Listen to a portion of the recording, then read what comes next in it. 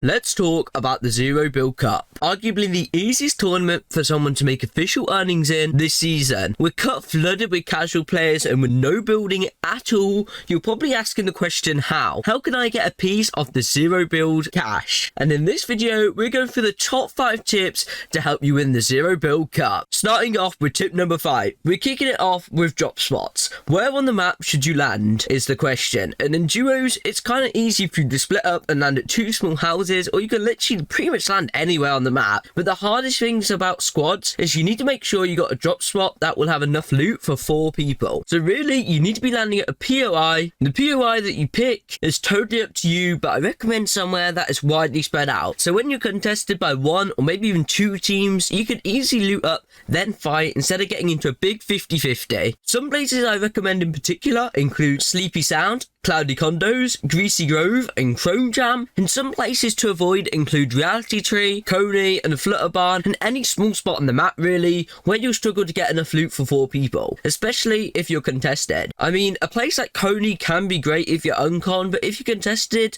the spot's going to get a little bit scuffed, and it can be a big grief fest if it's contested by 3 teams. So I do recommend avoiding it personally, unless they add something like the blimp back there, but as a current when making this video, it's not there. So I recommend avoiding landing at a place like that where it's just going to become a big 50-50 grief fest. Moving on to tip number 2 is meta and loadouts. This is definitely a tough one. A lot of different guns and items that can be useful, but I'm going to go for the main guns and items you should take as well as what you should avoid. Starting off with launch pads, they are a big no-no. Please do not take them. If you find one, throw it on the floor and just rotate with it, because I promise you, if you're launch padding endgame, you're going to get lasered out of the sky. Whenever I've reviewed pros, they never took launch pads unless they wanted to use them to like try and drop a 20 bomb and just rotate, but they never ever used them in endgame. And that is one tip for everyone: do not take launch pads unless you're using them to WQ web. The amount of times I've got some of the freest kills from just lasering people out the sky from padding in Zero Build Cups is literally unreal. So just avoid them, it's not worth it. The next thing to avoid is SMGs. They're not that strong this season. I just don't think with the items in the game currently this season it's worth wasting a spot for. The thing about the SMGs is I just don't think with the items in the game this season it's worth wasting a spot, especially when it feels like you don't have enough spots already for all the good stuff. I just definitely don't think SMGs are worth it at all. Some guns and items that are worth taking though include the chrome splashes. They're great for armoring walls when getting sprayed at and rotating as well. I think only 1 person in your team should be carrying these though, and you can just duplicate them. If you don't know how to do it, check out my TikTok or check out some of my YouTube shorts.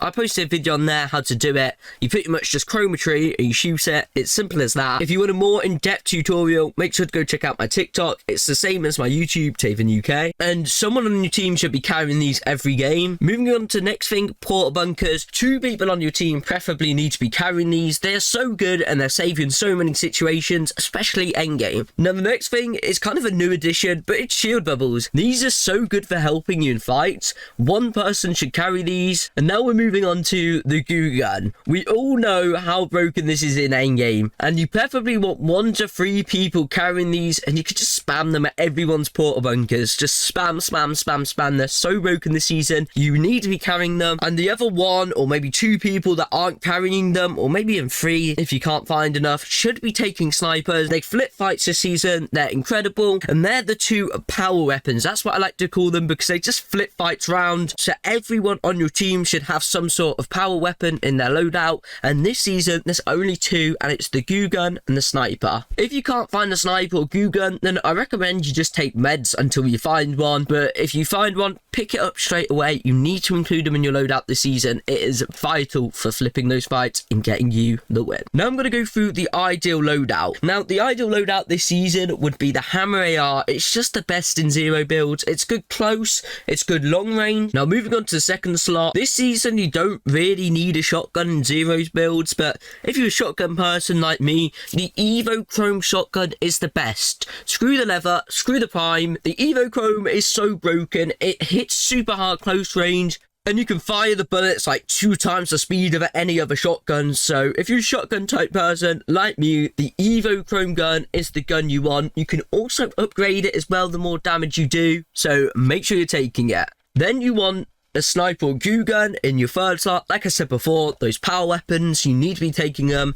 And the last 2 slots, you should aim for 1 set of meds, ideally 6 splashes or 2 shield kegs, then something like porta bunkers or shield bubbles or even chrome, something like that. And just make sure you're communicating with your team and make sure you've got at least 2 people carrying porta bunkers, someone carrying chromes and someone carrying shield bubbles. Moving on to tip number 3. This is how you should play the tournaments. When I look into it, I look at the teams that make cash. There's some sort of similarity in all their match histories, and that is that they all have crazy WK game first game. The lowest kills that made money on EU was a team that dropped 21 kills in their first game. Then there were teams like Bloomies who managed to drop 50 kills, and Resguard, who actually won the cup, dropped a 54 kill win first game. So your first game has to be a crazy WK game if you're aiming to make money. You need to aim for a minimum of 20 kills. You just need to land, get loot, and WK absolutely everyone. I was so shocked at how many kills these guys dropped, I decided to hop in replays and see what they did. I saw that Refscar just landed center map and WK'd everyone and managed to drop 50 kills from landing there. Even though they were uncontested, they literally just used the balloon near the center map just to rotate and WK absolutely everyone. So for game number 1,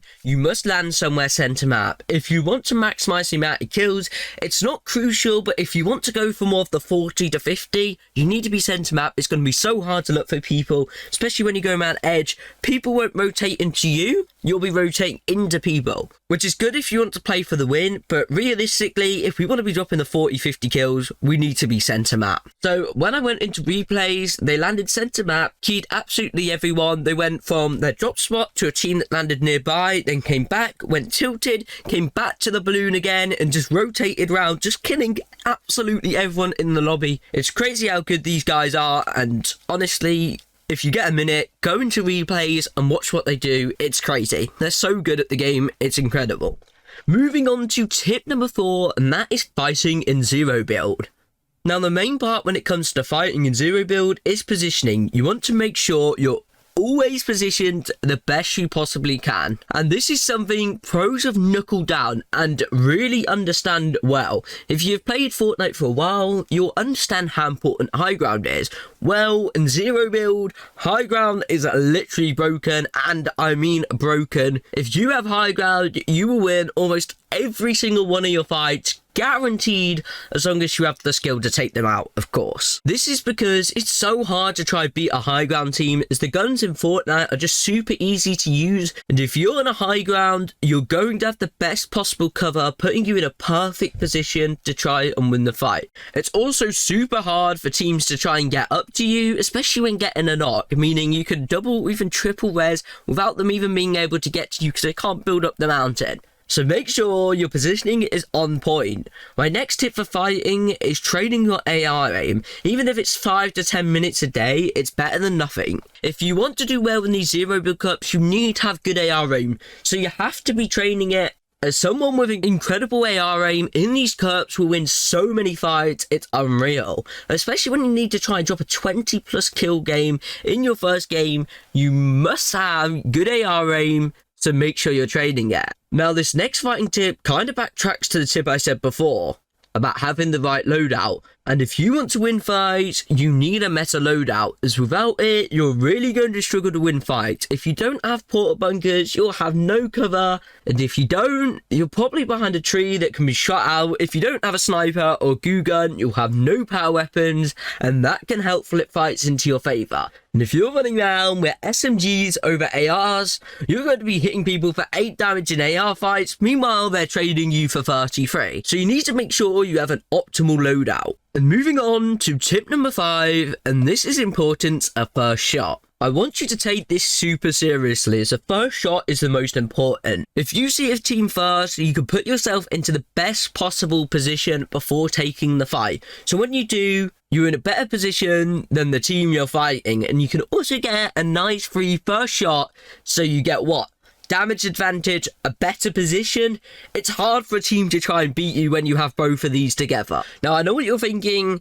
How on earth can I increase the chance of me getting first shot? Well, these are some ways to boost your chances of getting first shot. Number one is to reduce the amount of times you're in the open. I mean, we all have to rotate, etc., but try and rotate on top of hills, using the balloons, anything that's going to shoot you to wherever you want to be. You just want to avoid running in the open, especially when there are mountains around you. Another tip to get first shot is to rotate early. It's all about positioning, and if you can rotate to that hill earlier than everyone else, or you can rotate early and get on top of the blimp, you're putting yourself in the best possible position to win that first shot. Anyways, that's going to be it for this video. If you did enjoy, a like is greatly appreciated. If you like this video, you'll probably like my last video as well. You're playing Contender Cup wrong, how to actually qualify, and you can watch that by clicking on screen now.